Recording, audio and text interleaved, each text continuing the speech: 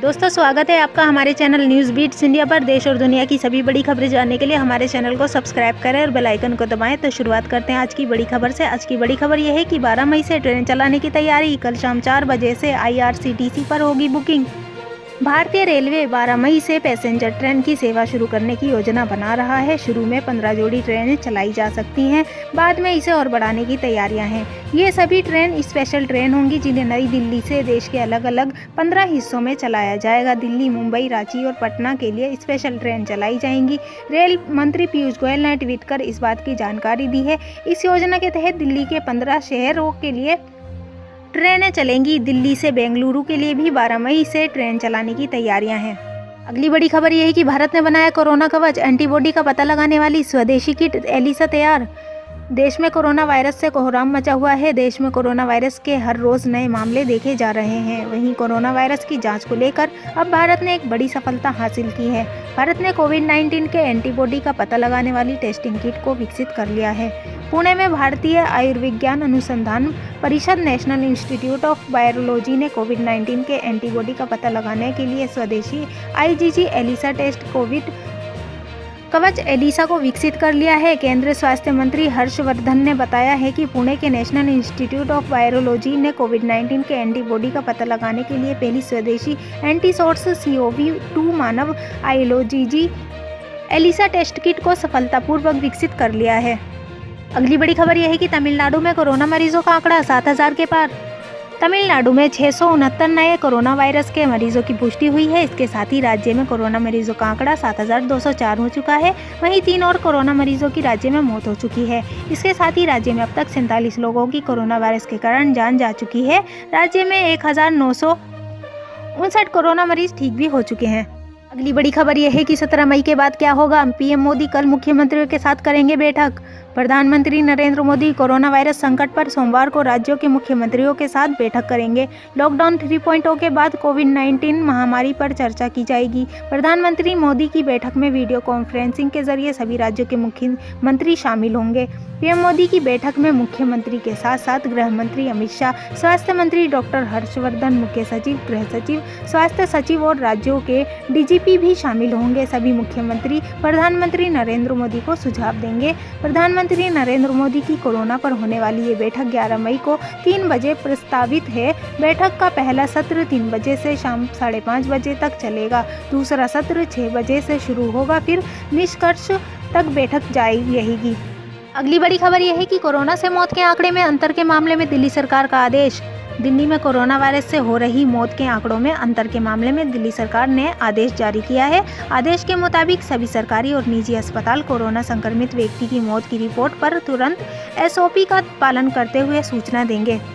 अगली बड़ी खबर यह है कि एयर इंडिया के 5 पायलट समेत 7 कर्मचारी कोरोना पॉजिटिव कार्गो विमान लेकर गए थे चीन। देश में जानलेवा कोरोना वायरस ने कहर बरपा रखा है। अब एयर इंडिया के 7 कर्मचारी कोरोना वायरस की चपेट में आ गए हैं। इनमें से 5 पायलट, 1 इंजीनियर और 1 टेक्नीशियन शामिल है। हाल ही में ये सभी कार्गो विमान लेकर चीन गए थे और दुनिया के अलग अलग देशों में मदद पहुंचाने में लगे थे। भारत सरकार द्वारा चिकित्सा आपूर्ति के लिए चीन भेजे गए एयर इंडिया विमान के 5 पायलट कोरोना वायरस से संक्रमित पाए गए हैं। विमान उड़ने से 72 घंटे पहले किए जाने वाले टेस्ट में इनका खुलासा हुआ है। इन सभी कोरोना वायरस को कोई लक्षण नहीं था। अभी फिलहाल सभी मुंबई में हैं। अगली बड़ी खबर यह है कि BSF के 18 और जवान कोरोना संक्रमित। पिछले 24 घंटे में BSF में 18 नए जवान कोरोना संक्रमित पाए गए हैं। इनमें से त्रिपुरा में 16 और दिल्ली में 2 जवानों की रिपोर्ट कोरोना पॉजिटिव आई है। इसके साथ ही BSF के अब 276 जवान कोरोना वायरस से संक्रमित हो चुके हैं। अगली बड़ी खबर यह है कि आज उत्तर प्रदेश में 57 ट्रेनें आ रही हैं। उत्तर प्रदेश के अपर मुख्य सचिव गृह अवनीश अवस्थी के मुताबिक आज उत्तर प्रदेश में 57 ट्रेनें आ रही हैं। इन ट्रेनों में लगभग 70,000 से ज़्यादा लोग आएंगे। अब तक लगभग 215 ट्रेन आ चुकी हैं। लगभग 2,30,000 से ज़्यादा लोग अब तक अपने राज्य में वापस आ चुके हैं। महाराष्ट्र, गुजरात, पंजाब, आंध्र प्रदेश, तेलंगाना, कर्नाटक, राजस्थान और अन्य राज्यों से लगभग 200 ट्रेनों की अनुमति दी गई है। अगले 2 से 3 दिनों में ये ट्रेनें आएंगी। अगली बड़ी खबर यह है कि धारावी में 26 नए केस, 2 की मौत। महाराष्ट्र के धारावी में 24 घंटे में 26 नए कोरोना वायरस के मरीजों की पुष्टि हुई है। वहीं 2 और लोगों की कोरोना वायरस के कारण मौत हो गई है। अब तक धारावी में 859 कोरोना वायरस के मरीज सामने आ चुके हैं। वहीं 29 लोगों की मौत हो चुकी है। इसके अलावा 222 लोगों को डिस्चार्ज किया जा चुका है। अगली बड़ी खबर यह है कि करोल बाग में malaria inspector corona positive, 19 quarantine. Delhi में कोरोना वायरस संक्रमण के मामले बेहद तेजी से बढ़ रहे हैं। करोल बाग में एक मलेरिया इंस्पेक्टर भी रिपोर्ट पॉजिटिव पाई गई है। इंस्पेक्टर का चेकअप लोकनायक जयप्रकाश नारायण में हुआ। अस्पताल में प्राथमिक तौर पर चेकअप किया, फिर इंस्पेक्टर को डिस्चार्ज कर दिया है। डॉक्टर ने मलेरिया इंस्पेक्टर को सलाह दी है कि होम आइसोलेशन में रहें। मेडिकल टीम लगातार पेशेंट के संपर्क में बनी हुई है। संपर्क में आए कुल 19 लोगों को ट्रेस किया जा रहा है और सभी को होम क्वारंटीन कर दिया गया है। संपर्क में आए सभी लोगों में कोरोना वायरस के कोई लक्षण नहीं दिख रहे हैं। संबंधित इलाकों को सैनिटाइज किया गया है। लोगों से लॉकडाउन का गंभीरता से पालन करने के निर्देश दिए गए हैं। मेडिकल टीम रोगी के स्वास्थ्य पर लगातार नजर रखे हुए है। अगली बड़ी खबर यह है कि दिल्ली के शालीमार बाग थाने के एडिशनल एसएचओ कोरोना पॉजिटिव।